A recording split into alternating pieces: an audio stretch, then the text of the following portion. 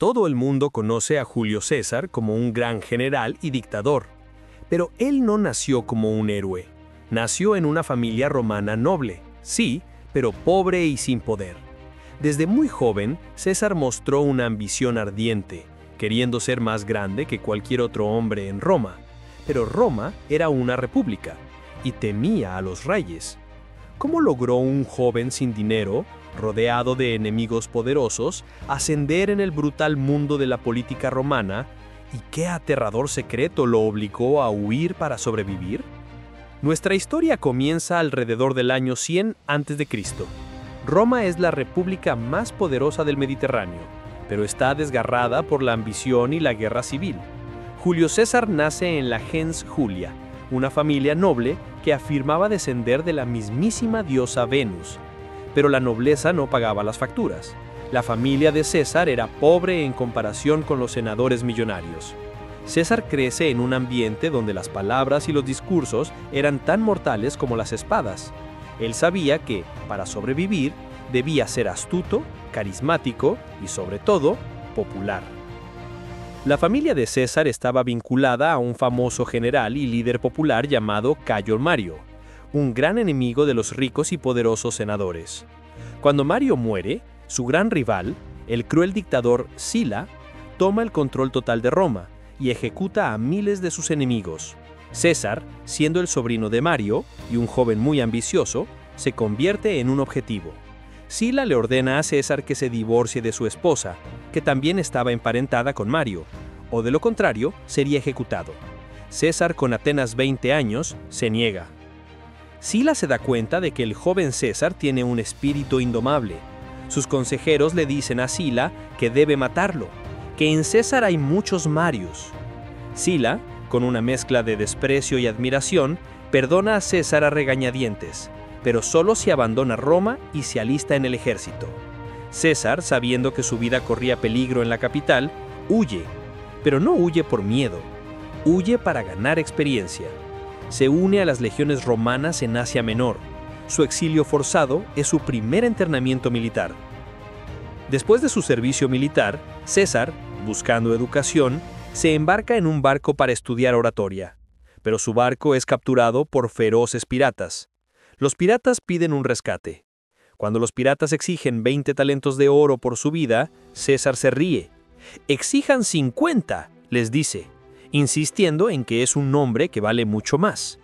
Durante su cautiverio, César bromea con los piratas. Incluso les lee sus poemas, pero les hace una promesa mortal.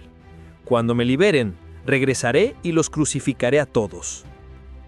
El rescate es pagado y César es liberado. Fiel a su palabra, César inmediatamente reúne una pequeña fuerza naval. Localiza a los piratas, los captura y los lleva a la costa. Cumpliendo su promesa, los condena a morir en la cruz. Pero antes de la ejecución, César, conmovido por el buen trato que le habían dado, les ofrece un gesto de clemencia. Les corta la garganta antes de clavarlos en la cruz, dándoles una muerte más rápida. Este acto demuestra la esencia de César, un líder que era a la vez brutalmente eficiente y extrañamente compasivo.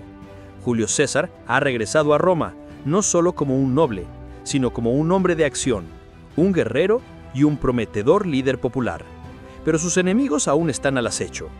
¿Cómo usará César su carisma y su recién adquirida experiencia militar para conquistar la ciudad antes de conquistar el mundo? César había regresado a Roma con fama militar, pero sin el poder ni el dinero para enfrentarse a los optimates, los viejos y poderosos senadores. En la República Romana, el poder no se ganaba luchando en el campo de batalla, sino comprando votos y sobornando jueces. César, sin ser rico, era popular y carismático, pero necesitaba dos cosas clave: el dinero de un millonario y la fuerza militar de un general invicto. ¿Cómo logró César unir a los dos hombres más poderosos de Roma, sus grandes rivales, en una alianza secreta que nadie se atrevería a desafiar? César entendió que para ganar elecciones en Roma se necesitaba dinero, mucho dinero.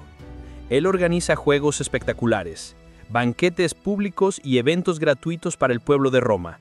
Esto lo hace increíblemente popular, pero lo deja con deudas astronómicas. César se endeuda hasta el cuello.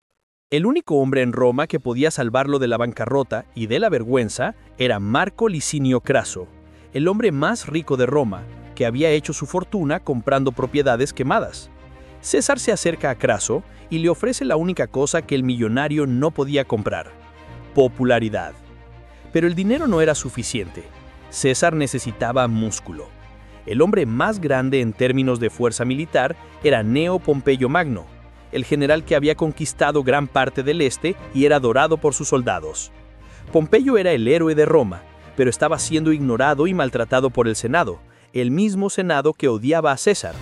César, el genio político, ve la oportunidad. En secreto, reúne a Craso y Pompeyo, sus rivales naturales, en una alianza secreta.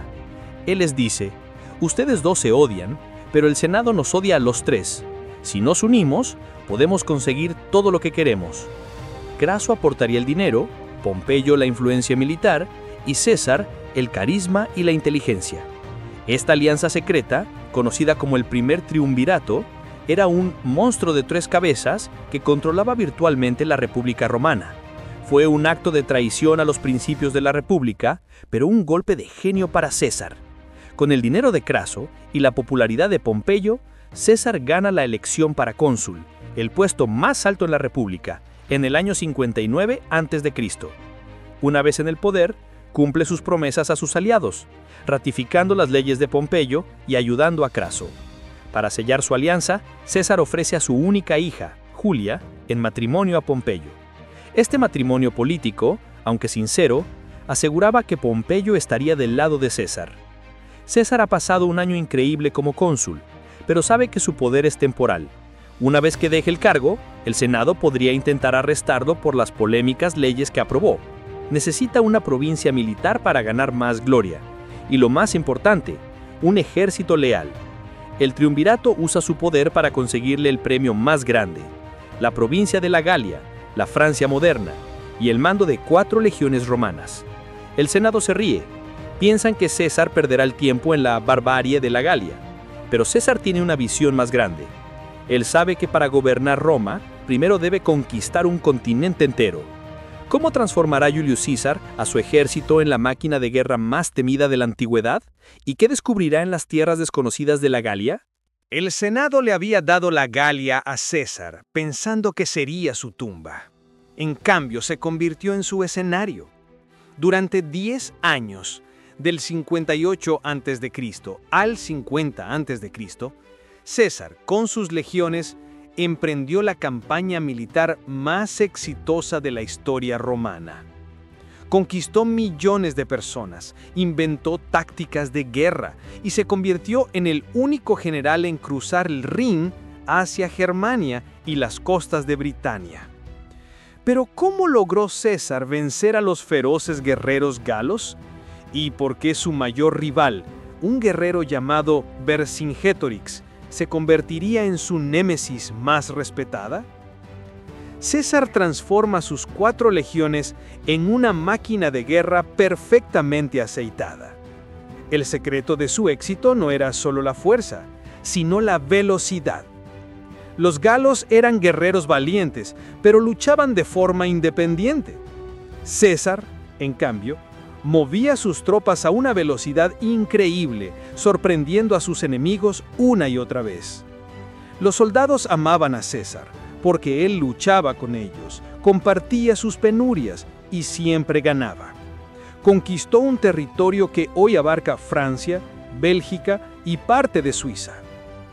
César siempre estaba buscando más gloria. En el año 55 a.C., decide hacer lo impensable: cruzar el Canal de la Mancha e invadir Britania, una isla que para los romanos era casi el fin del mundo. No fue una conquista total, sino más bien una misión de reconocimiento para impresionar a Roma. La visión de las feroces tribus celtas que luchaban desde carros de guerra llenó a sus soldados de miedo y asombro. César se convierte en el primer romano en documentar y llevar sus legiones a la isla. Aunque su estancia fue breve, la hazaña fue un golpe de propaganda perfecto. La conquista de la Galia no fue fácil. Un joven y carismático líder llamado Vercingetorix logra unir a todas las tribus galas bajo una sola bandera para enfrentarse a Roma. Vercingetorix era el némesis perfecto para César, un genio militar que usaba el terreno y la estrategia de tierra quemada. La guerra se convierte en un duelo de voluntades entre los dos grandes líderes. Vercingetorix, con su ejército masivo, se atrinchera en una ciudad fortificada de Alesia. La batalla de Alesia, en el año 52 a.C., es la obra maestra militar de César. Él no solo sitia a Vercingetorix dentro de la ciudad, el primer muro, sino que también construye un segundo muro de defensa hacia afuera para protegerse de los ejércitos de refuerzo galos que venían a ayudar a Vercingetorix. César estaba sitiado y sitiador al mismo tiempo.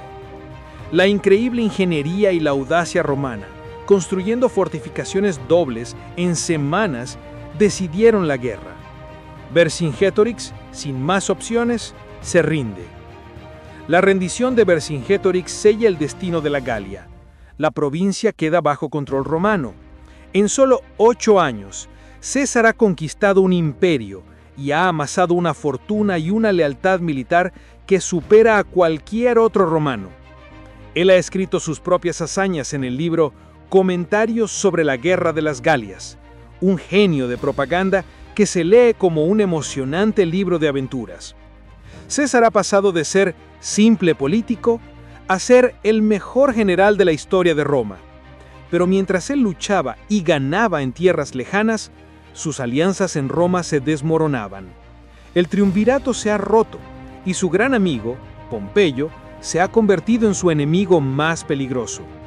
César debe elegir regresar como héroe y ser encarcelado por el Senado, o regresar como conquistador y comenzar una guerra civil.